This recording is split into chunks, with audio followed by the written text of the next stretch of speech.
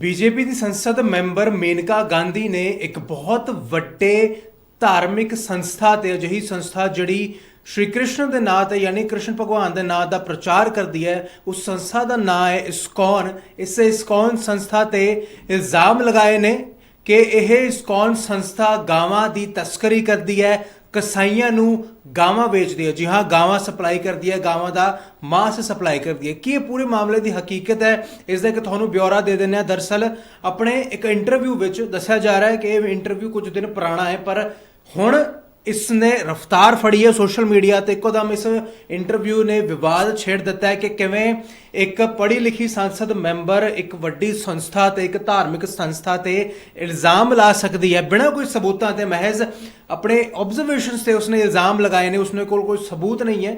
ਉਸਨੇ ਇਲਜ਼ਾਮ ਲਗਾਏ ਨੇ ਕਿ ਇਸਕॉन ਵਰਗੀ ਸੰਸਥਾ, ਇਸਕॉन ਜਿਸ ਦਾ ਪੂਰਾ ਨਾਮ ਹੈ international society for Krishna consciousness, ਇਹ ਸੰਸਥਾ ਦਰਅਸਲ ਸ਼੍ਰੀ ਕ੍ਰਿਸ਼ਨ ਦੇ ਨਾਂ ਦਾ ਪ੍ਰਚਾਰ ਕਰਦੀ ਹੈ, ਕ੍ਰਿਸ਼ਨ ਭਗਵਾਨ ਦੇ ਨਾਂ ਦਾ ਪ੍ਰਚਾਰ ਕਰਦੀ ਹੈ। ਇਹ ਕੋਈ ਅੱਜ ਦੀ ਸੰਸਥਾ ਨਹੀਂ ਹੈ, ਕਿੰਨੇ ਦਸ਼ਕ ਪੁਰਾਣੀ ਇਹ ਸੰਸਥਾ ਹੈ ਜਿਹੜੀ ਚਲਦੀ ਆ ਰਹੀ ਹੈ, ਜਿਸ ਦੇ ਸ਼ਾਇਦ ਪੂਰੀ ਦੁਨੀਆ ਦੇ ਹਰ ਇੱਕ ਮੁਲਕ ਵਿੱਚ ਆਪਣਾ ਇੱਕ ਮੰਦਿਰ ਹੈ ਜਿੱਥੇ ਇਹ ਸ਼੍ਰੀ ਕ੍ਰਿਸ਼ਨ ਦੇ ਨਾਂ ਦੀ ਭਗਤੀ ਕਰਦੇ ਨੇ, ਸ਼੍ਰੀ ਕ੍ਰਿਸ਼ਨ ਦੇ ਨਾਂ ਦਾ ਪ੍ਰਚਾਰ ਕਰਦੇ ਨੇ।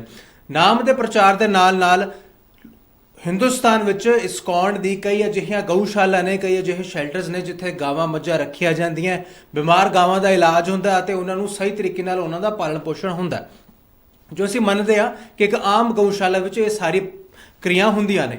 ਇਸ ਕਰਕੇ ਇਹਨਾਂ ਸੰਸਥਾ ਨੂੰ ਮੱਦੇਨਜ਼ਰ ਰੱਖਦੇ ਹੋਏ, ਇਸ ਸੰਸਥਾ ਨੂੰ ਆਪਣੇ ਘੇਰੇ ਵਿੱਚ ਲੈਂਦੇ ਹੋਏ ਬੀਜੇਪੀ ਦੀ ਸੰਸਦ ਮੈਂਬਰ ਮੇਨਕਾ ਗਾਂਧੀ ਦਾ ਇਹ ਕਹਿਣਾ ਹੈ ਕਿ ਜਦੋਂ ਉਹ ਅਨੰਦਪੁਰ ਯਾਨੀ ਆਂਧਰ ਪ੍ਰਦੇਸ਼ ਵਿੱਚ ਇੱਕ ਇਸਕॉन ਦੀ ਗਊਸ਼ਾਲਾ ਵਿੱਚ ਗਈ ਸਰਵੇ ਕਰਨ ਵਾਸਤੇ, ਵੇਖਣ ਵਾਸਤੇ ਕਿ ਮਾਹੌਲ ਕਿੱਦਾਂ ਦਾ ਹੈ, ਸਾਰਾ ਕੁਝ ਠੀਕ ਤਰੀਕੇ ਨਾਲ ਚੱਲ ਵੀ ਰਿਹਾ ਜਾਂ ਨਹੀਂ, ਤਾਂ ਉਹਨਾਂ ਨੇ ਉਹ ਪੂਰਾ ਚੀਜ਼ ਦੇਖ ਕੇ ਇੱਕ ਆਪਣੀ ਆਬਜ਼ਰਵੇਸ਼ਨ ਦੇ ਹਿਸਾਬ ਨਾਲ ਇੱਕ ਇੰਟਰਵਿਊ ਦਿੱਤਾ ਕਿ ਅਨੰਤਪੁਰ ਆਂਧਰ ਪ੍ਰਦੇਸ਼ ਗਊਸ਼ਾਲਾ ਵਿੱਚ ਜਦੋਂ ਮੈਂ ਗਈ, ਉੱਥੇ ਮੈਂ ਵੇਖਿਆ ਕਿ ਕਿੰਨੇ ਬੁਰੇ ਹਾਲਾਤ ਵਿੱਚ ਗਾਵਾਂ ਮੱਝਾਂ ਨੂੰ ਰੱਖਿਆ ਜਾਂਦਾ ਹੈ।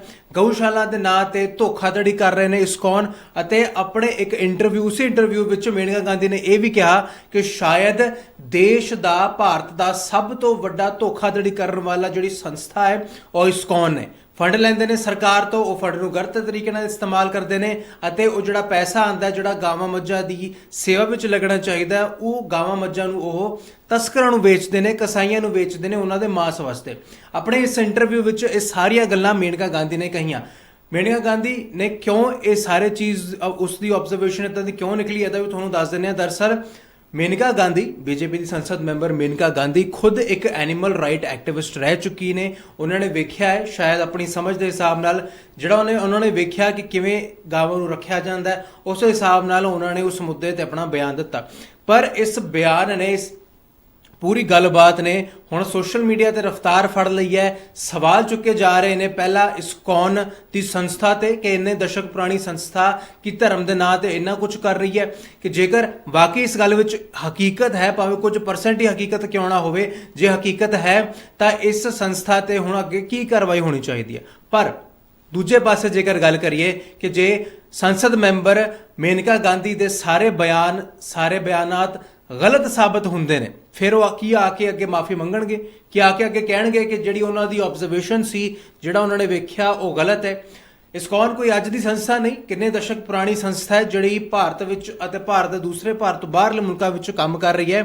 ਜਦੋਂ ਇਸ ਬਿਆਨ ਨੇ ਸੋਸ਼ਲ ਮੀਡੀਆ ਤੇ ਰਫਤਾਰ ਫੜੀ, ਧਰਮ ਦੇ ਨਾਂ ਤੇ ਸਵਾਲ ਉੱਠਣੇ ਸ਼ੁਰੂ ਹੋ ਗਏ, ਇੱਕ ਐਨੀਮਲ ਰਾਈਟ ਐਕਟਿਵਿਸਟ ਦੇ ਨਾਂ ਤੇ ਸਵਾਲ ਉੱਠਣੇ ਸ਼ੁਰੂ ਹੋ ਗਏ ਕਿ ਵਾਕਈ, ਕਿਉਂਕਿ ਜਦੋਂ ਵੀ ਇੱਦਾਂ ਦਾ ਕੋਈ ਮੁੱਦਾ ਭਖਦਾ ਹੈ ਜਿਸ ਵਿੱਚ ਧਰਮ ਦਾ ਨਾਮ ਇਨਕਲੂਡ ਹੁੰਦਾ, ਤਾਂ ਜਿਹੜੇ ਇੱਕ ਤਰਫਾ ਸੋਚ ਲੋਕ ਰੱਖਦੇ ਨੇ ਉਹਨਾਂ ਨੇ ਇੱਕ ਪਾਸਾ ਲੈਣਾ ਹੈ, ਜਿਹੜੇ ਦੂਸਰੇ ਤਰਫ ਦੀ ਸੋਚ ਰੱਖਦੇ ਨੇ ਉਹ ਦੂਸਰੇ ਪਾਸੇ। ਉਹਨਾਂ ਨੂੰ ਅਸੀਂ ਛੋਰਵਾਦੀ ਕਹਿ ਸਕਦੇ ਹਾਂ ਕਿ ਐਕਸਟ੍ਰੀਮਿਸਟ ਲੋਕ ਇੱਕ ਖਬਰ ਨੂੰ ਦੋਵੇਂ ਪਾਸੇ, ਇੱਕ ਵੀਡੀਓ ਨੂੰ ਦੋਵੇਂ ਪਾਸੇ ਸਮਝਣ ਦੀ ਥਾਂ ਆਪਣਾ ਆਪਣਾ ਵਿਚਾਰ ਆਪਣੀ ਸਮਝ ਦੇ ਨਾਲ ਦੇਣਗੇ। ਉਹ ਲੋਕਾਂ ਦੀ ਸਮਝ ਹੈ, ਪਰ ਇਸ ਗੱਲਬਾਤ ਵਿੱਚ ਕਿੰਨੀ ਸੱਚਾਈ ਹੈ ਇਹ ਤਾਂ ਹੁਣ ਲੋਕ ਜਾਂ ਜਿਹੜੇ ਜਾਣਗੇ, ਐਕਸਪਰਟ ਜਾਣਗੇ ਜਦੋਂ ਉਸ ਗਊਸ਼ਾਲਾ ਵਿੱਚ। ਅਤੇ ਪੂਰੀ ਇੰਟਰਨਲ ਇਨਕੁਆਇਰੀ ਵੀ ਬੈਠਣੀ ਚਾਹੀਦੀ ਹੈ, ਕਿਉਂਕਿ ਜੇਕਰ ਇੱਕ ਬੀਜੇਪੀ ਦੀ ਸੰਸਦ ਮੈਂਬਰ, ਰੂਲਿੰਗ ਪਾਰਟੀ ਦੀ ਮੈਂਬਰ ਖੁਦ ਇਹ ਕਹਿ ਰਹੀ ਹੈ ਕਿ ਐਡੀ ਵੱਡੀ ਸੰਸਥਾ ਧਰਮ ਦੇ ਨਾਂ ਤੇ ਅਜਿਹੀ ਕਿਰਿਆ ਕਰ ਰਹੀ ਹੈ, ਤਾਂ ਕਿਤੇ ਨਾ ਕਿਤੇ ਉਹਨਾਂ ਕੋਲ ਕੁਝ ਸਬੂਤ, ਕੁਝ ਉਹਨਾਂ ਨੇ ਅੱਖੀਂ ਵੇਖਿਆ ਹੈ, ਤਾਂ ਹੀ ਉਹਨਾਂ ਦਾ ਇਹ ਮੰਨਣਾ ਕਿ ਅਜਿਹਾ ਕੁਝ ਕੰਮ ਕੀਤਾ ਜਾ ਰਿਹਾ। ਤੇ ਜੇਕਰ ਕੀਤਾ ਜਾ ਰਿਹਾ,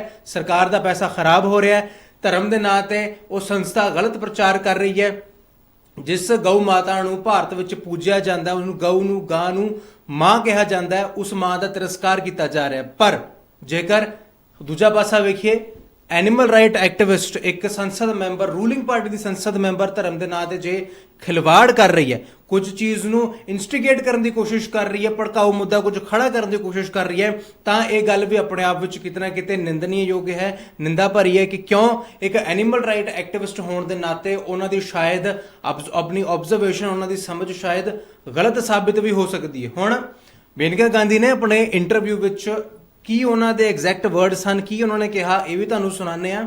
ਅਤੇ ਇਸਕॉन ਦੇ ਮੀਡੀਆ ਕਮਿਊਨੀਕੇਟਰ ਦੇ ਇੰਚਾਰਜ ਵਰਜੇਂਦਰ ਨੰਦਨ ਦਾਸ, ਜਿਨ੍ਹਾਂ ਨੇ ਇਸਕॉन ਵੱਲੋਂ ਇਸ ਪੂਰੇ ਮੁੱਦੇ ਤੇ ਆਪਣਾ ਬਿਆਨ ਦਿੱਤਾ, ਉਹਨਾਂ ਦਾ ਕੀ ਕਹਿਣਾ ਉਹ ਵੀ ਤੁਹਾਨੂੰ ਸੁਣਾ ਲੈਂਦੇ ਆ। ਪਰ ਦੋਵੇਂ ਪੱਖ ਸੁਣਨ ਤੋਂ ਪਹਿਲਾਂ ਇਹ ਜਨਤਾ ਨੂੰ ਫੈਸਲਾ ਕਰਨ ਦੀ ਲੋੜ ਹੈ ਕਿ ਇਹਨਾਂ ਦੋਵਾਂ ਪੱਖਾਂ ਵਿੱਚੋਂ कौन सही है अते कौन गलत। मैं आपको बता देती हूँ, सबसे बड़े जो यहाँ देश के धोखेबाज है वो है इस्कॉन। वो रखते हैं गौशाले और सरकार से दुनिया भर के उनको फायदा मिलता है गौशाले चलाने के लिए, बड़े बड़े जमीनें मिलते हैं, सब कुछ। मैं अभी उनके आनंदपुर गौशाला में गई, एक भी सूखी गाय नहीं, पूरे के पूरे डेयरीज हैं, एक भी बछड़ा नहीं है। इसका मतलब सब बेचे गए। ISKCON is selling all its cows to the butchers. जितना ये करते हैं और कोई नहीं करता। और ये वाले तो है जो सड़क पर जाकर के हरे राम हरे कृष्णा करते हैं, हाँ, और कहते हैं दूध दूध दूध दूध पर उनकी पूरी जीवन है। जितने उन्होंने कसाईयों को बेचा है शायद ही किसी और ने बेचा। तो अगर ये कर सकते हैं तो बाकियों का क्या होगा। बहुत आवश्यक है कि ये जो उन्होंने आरोप लगाया है ये बहुत ही असहनीय है। इस काम के बाद जितने बेलविशर पूरे वर्ल्ड में लोग इससे आहत हैं और बिना बुनियाद का। अब उनकी क्या मंशा है, जो आप उनकी मंशा क्या है अब हम कैसे बता सकते हैं, वो तो वही बता सकती हैं। आनंदपुर जिस गौशाला का वो चर्चा किया है ना, वहां पे अभी भी 240 से ज्यादा गाय ऐसी हैं जो दूध देती ही नहीं, तो दूध देती नहीं वो गाय वहां पे है। 76 के आसपास बैल है वहां पे, है ना, और जो गाय दूध देती है वो 18 या 19 होंगी, ज्यादा नहीं है। लेकिन जितनी ही गाय हैं सबकी श्रद्धा से प्रेम से उनकी सेवा की जाती है। और वहां के जो स्थानीय अधिकारी हैं, जैसे डीएम साहब हैं, माननीय विधायक जी हैं, सांसद जी हैं और चिकित्सक अधिकारी हैं, वो सब वहां पर गए थे और सब कहा कि जो मेनका जी ने ये आरोप लगा है ये बिल्कुल झूठा है, बेबुनियाद है। अधिकारी बोल रहे हैं और अक्सर वो लोग जाते रहते हैं, ये तो गलत है।